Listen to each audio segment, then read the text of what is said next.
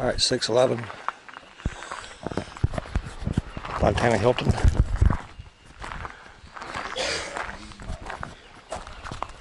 A little power source, a place you can cook out with a bunch of people. And way up the hill here is a bathroom. Got about 12 people launching out of here today. They're all going up to the top first campsite. I may go there. I'm having a little problem on my right here. I'm hurting a little bit. I think it's because I just hadn't had a day off. Probably should stay here a day, but I can't just sit here. So I'm at least go up to the first site, get this climb behind me while it's cool. It's gonna get hot, so I'm gonna get out of here. Okay, this morning, June the 11th. Just fixing to walk out of North Carolina, just going to Tennessee on the Fontana Dam. Kind of spooky, got way down there. Figure I'm sure this is probably a TVA project. Pretty cool. Back there, and where I'm going, got to go somewhere up there, up that ridge line. All up. Nah, you may see some video from that fire tower, but somewhere up there, I know I'll be able to take a picture back down here, so I kind of get a perspective where I've been today. Pretty cool milestone, and it's spooky as heck trying to walk here. Also, you know how people name their houses or name their plantations or whatever. Well, that right there, that's my house. It's been my house for a couple of weeks. It's gonna be my house for a couple more. And right now, to go up there, got 5 days supply of food. I cut back a lot of my food. I gave a bunch of it away.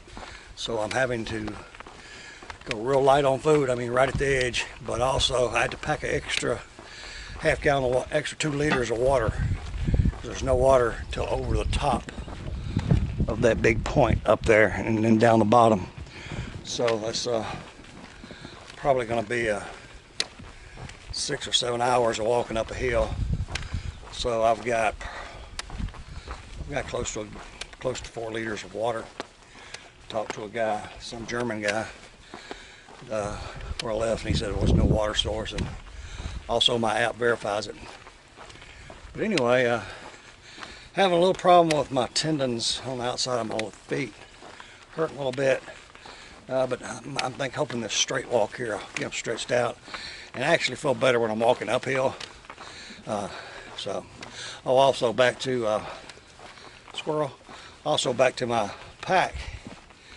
My name of my pack, or my home, call it Pachyderm. It feels like a freaking elephant on my back right now. So me and Pachyderm, we're gonna get up that hill. Believe I got enough food to get me through 5 days. I think everything done up to this point's kind of got me trained, got my wilderness skills down a little bit more. Body's in pretty good shape. Just hope I don't have that stress fracture. I don't have any problems out of my ankles. But feel good, feel pretty confident. Because this is 70 miles, you know, everything else has been within maybe 2 or 3 or 4 miles. You know, you could hit a road.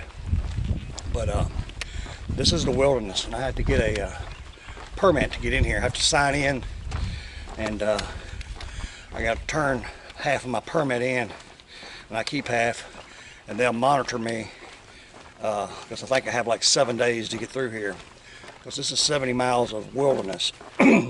So you really lighthearted shouldn't try to pack through here, I don't think. But anyhow, I'm fixing to hit it. Okay, big moment. Finally made back up to the trail. Like this, leave only your cares. No dogs, don't pick stuff, don't ride bikes up through here. Russell Field, many of those are shelters that are closed. Pretty cool thing. Let's see, that's what I'm saying. Molly's Ridge Shelter 9.9. I'm gonna shoot for that one. Well, I'm gonna go there first and then see what else. Okay, I gotta come up here and deposit my hiker's permit that lets them know that I'm in the backcountry. And if I don't pop out the other end somewhere, about 7, 8 days or whatever. Hopefully they'll come looking for me. Anyway, let me get this done and get up that hill.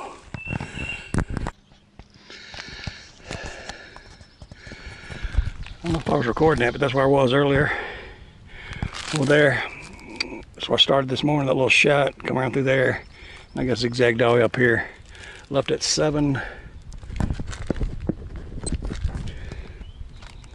And it's 10. It took me 3 hours to get up here. Not bad for an old man. Yeah, no kidding. All right. Yeah, I hope no guy let that happen. Molly Ridge Shelter. Yeah, that's a big deal. First shelter I've seen on the thing. There's old Bones. We've been crossing tracks off and on. Got a fireplace. Sweet old shelter. It's awesome. Don't have any. My boys caught back up with me, these two guys. And what was your name again? Mary Myler. Mary Myler. I've been hearing she's famous. She's been hiking with her boys, putting in the big miles, and so we might get to walk together a little bit today. But anyway, well, I'm going to pass this up and head on down to the next shelter's closed, but only about 5.5 miles to the next one. So we'll get there.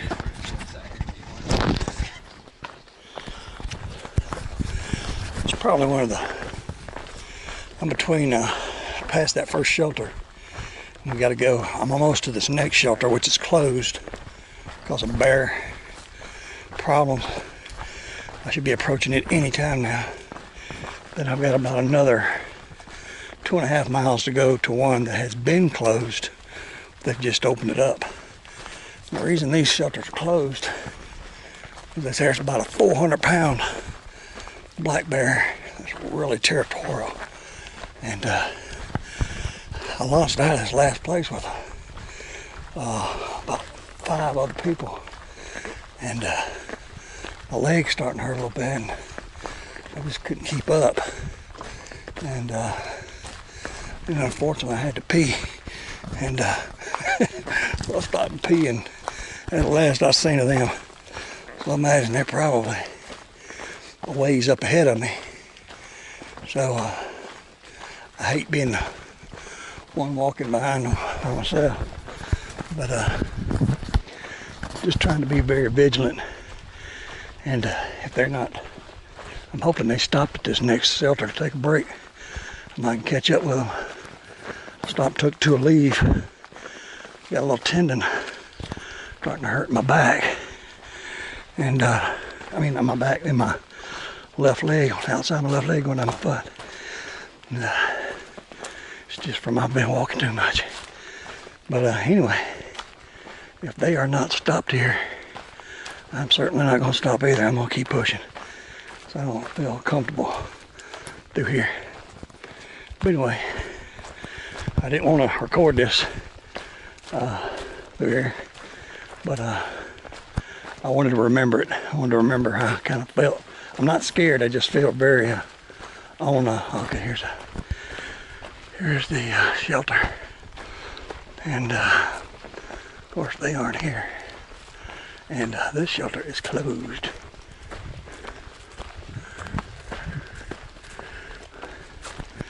So this looks just like that other one. Oh, shit, oh, I thought something came up behind me. Got a darn, oh shit, hurt my neck. Got a Swiss Army knife hanging on my side right there. Swung around, tapped me on the shoulder. Thought something done tapped me on the shoulder. All right, well, back to walking. See where that ground's tore up out there? Look like holes been in here. Something done flipped that big old rock over. That's that 400-pound bear. I got a half mile to get to camp. I ain't seen him yet. Praise Jesus, I hope I don't. Made this shelter. Got a family down here. And this is what we have to do with food. Now, at normal places, we just hang our bear bag, our food. But these bears are known to be recognized the rucksack or the backpack as a food source. So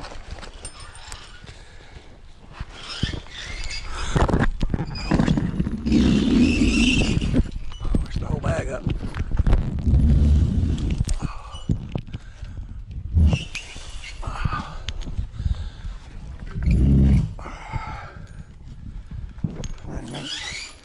Imagine that was some pretty good videoing. Anyway, so we hang them up. This is looks like, say, most time we don't just hang the whole rucksack. They identify and they'll destroy these backpacks at night. So we don't give them any option. Anyway, that's how we do that.